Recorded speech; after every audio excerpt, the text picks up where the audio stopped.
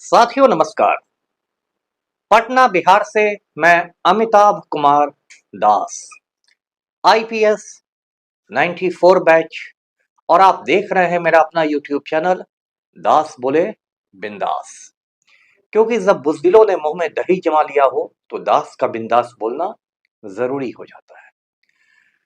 साथियों, उत्तराखंड से खबर आ रही है कि अंकिता भंडारी हत्याकांड में एक राम भक्त के बेटे को उम्र कैद की सजा सुनाई गई है। बेटे का नाम है पुलकित आर्य। ये बहुत रोचक और ज्ञानवर्धक वीडियो है, इसे आखिर तक दिल थाम कर देखिए। साथियों, कहानी शुरू से शुरू करते हैं। ये उत्तराखंड जो है, आप जानते हैं, पहाड़ी राज्य है जो सन 2000 में उत्तर प्रदेश से अलग होकर बना। उत्तराखंड के दो भौगोलिक हिस्से हैं, एक है गढ़वाल और एक है कुमाऊं।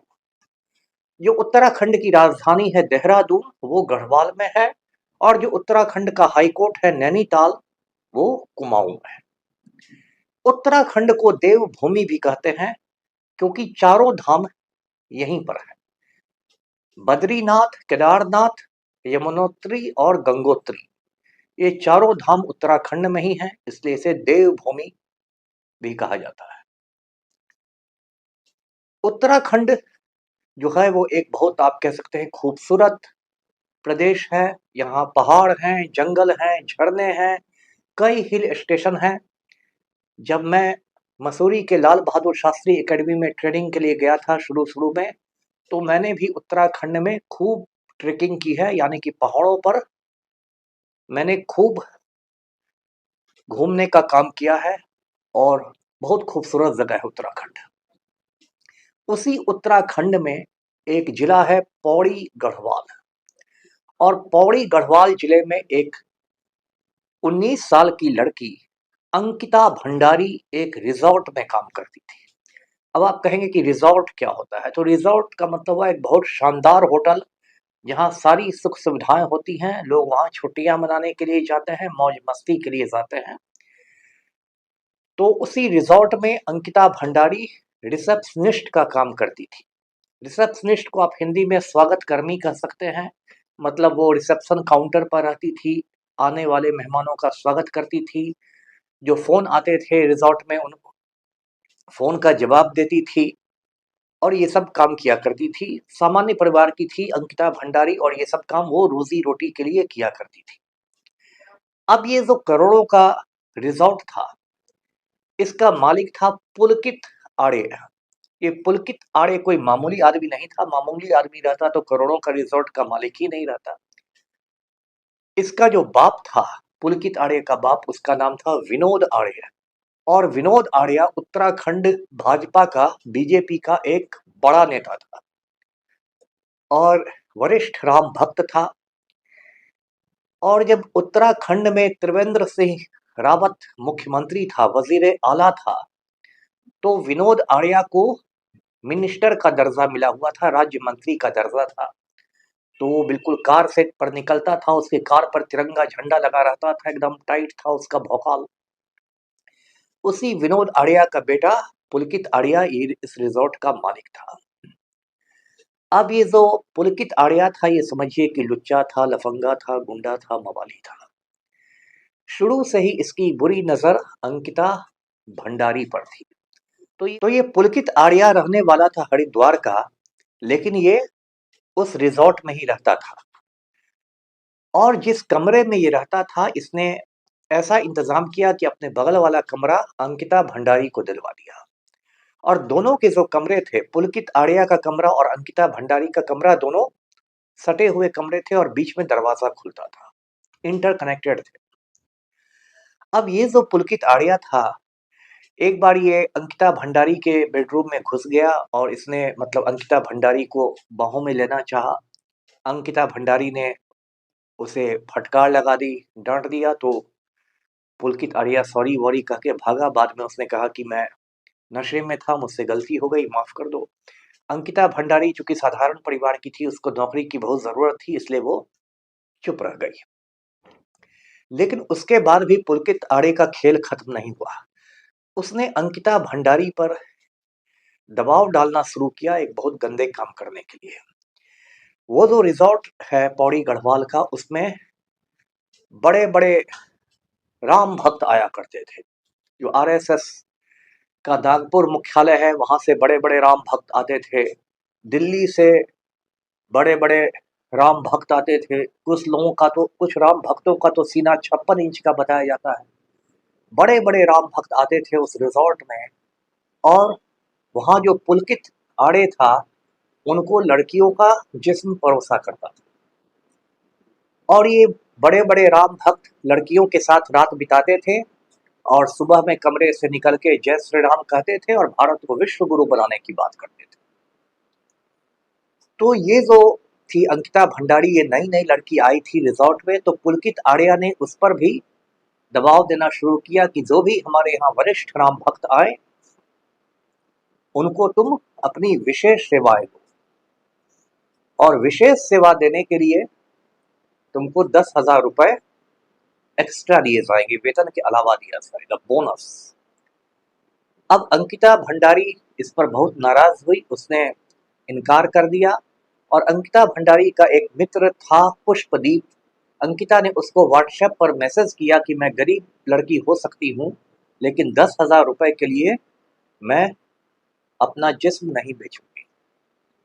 और उसने पुलकित आड़िया के इस प्रेशर को बिल्कुल नामंजूर कर दिया। उसके बाद पुलकित आड़िया ने एक साजिश रची, क्योंकि वो गुस्सा गया था और उसको लगा कि अगर ये हमारी बात नहीं मानती है तो अंकिता भंडारी को ठिकाने लगा देना। और अंकिता भंडारी को उसने इतना परेशान करना शुरू किया कि अंकिता भंडारी ने फैसला कर लिया कि वो नौकरी छोड़ देगी रिजॉर्ट की और कोई दूसरी नौकरी की तलाश करेगी। लेकिन जब ये बात उसने बताई पुलकित आड़िया को कि वो नौकरी छोड़ने वाली है, तो अचानक एक दिन अंकिता भंडारी लापता हो गई, गायब हो गई। उसके बाद पुलिस ने उसकी जब खोज शुरू की, तो पास में एक नहर बहती है, कनाल है, उस नहर से 6 दिन बाद अंकिता भंडारी की लाश मिली। अब जब अंकिता भंडारी की लाश नहर से बरामद हुई तो पूरे उत्तराखंड में हंगामा मच गया। अब वो जो रिजॉर्ट था पौड़ी गढ़वाल का, वो रिजॉर्ट चूंकि एक भाजपा नेता के बेटे का था, इसलिए भाजपा सरकार ने पूरी ताकत झोंक दी कि मामले की लीपापोती हो जाए। और लोगों ने कहना शुरू किया कि नहीं, अंकिता भंडारी ने खुदकशी की है, आत्महत्या की है, खुद नहर में कूद गई, पारिवारिक तनाव था कुछ वगैरह वगैरह। लेकिन उत्तराखंड में लाखों लोग सड़कों पर निकल गए। और उत्तराखंड क्रांति दल, एक वहां की क्षेत्रीय पार्टी है, उससे एक नेता है आशुतोष नेगी। मैं आशुतोष नेगी को सलाम करता हूँ इस यूट्यूब में, क्योंकि उन्होंने बहुत बहादुरी के साथ अंकिता भंडारी को इंसाफ दिलाने की जंग लड़ी। जब लाखों लोग उत्तराखंड की सड़कों पर निकल गए तो ये जो खबर थी, ये पूरे हिंदुस्तान में फैल गई, पूरे हिंदुस्तान में लोग उबल गए।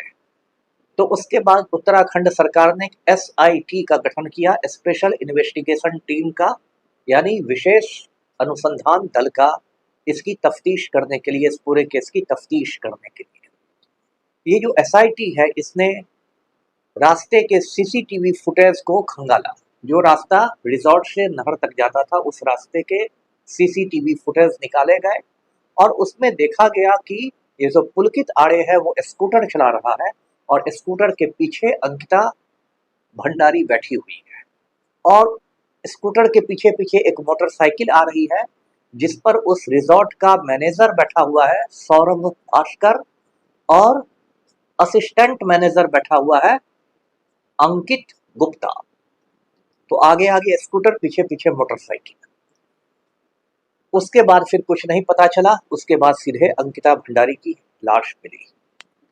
इस मामले में पुलिस ने इन तीनों को चार्जशीट कर दिया और पुलिस ने कहा कि पुलकित आड़िया, सौरभ भास्कर और अंकित गुप्ता, इन तीनों ने नहर में धक्का देके अंकिता भंडारी को गिरा दिया और डूब जाने से उसकी मौत हो गई। और इन तीनों पर हत्या का मुकदमा चलाया जाए। कोर्ट में ये चार्जशीट फाइल किया पुलिस ने, आरोप पत्र दिया। ये मामला 2022 के सितंबर का है।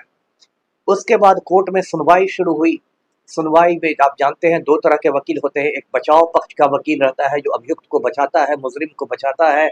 एक अभियोजन पक्ष का वकील रहता है, प्रोसिक्यूशन का, जो अभियुक्त के खिलाफ बोलता है। तो बचाव पक्ष ने फिर वही बात दोहराई कि नहीं, इसने खुदकशी की थी, अंकिता भंडारी ने आत्महत्या की थी क्योंकि इसके परिवार में कुछ समस्याएं थी, इसलिए परेशान होकर इसने सुसाइड कर लिया।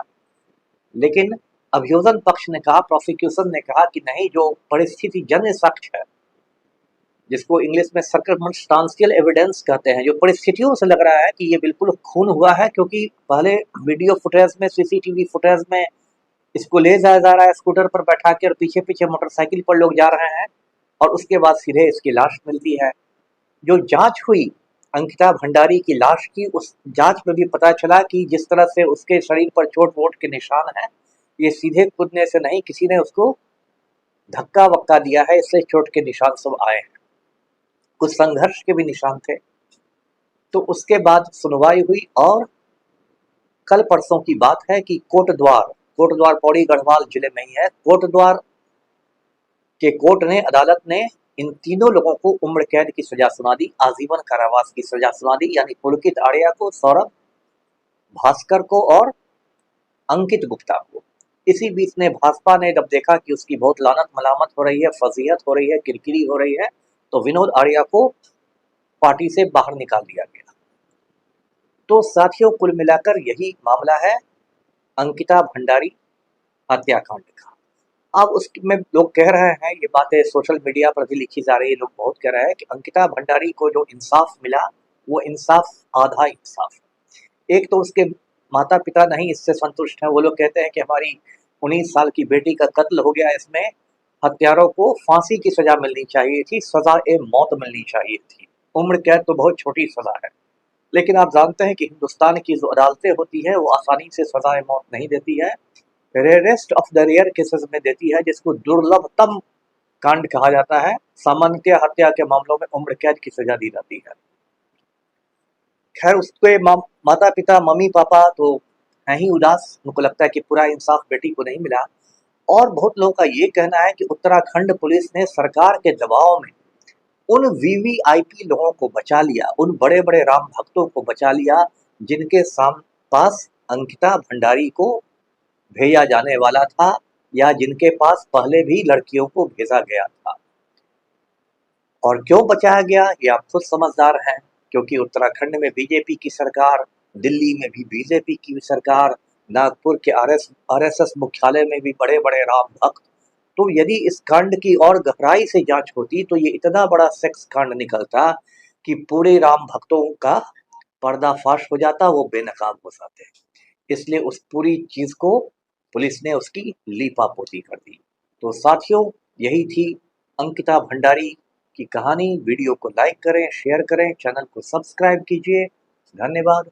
जय हिंद।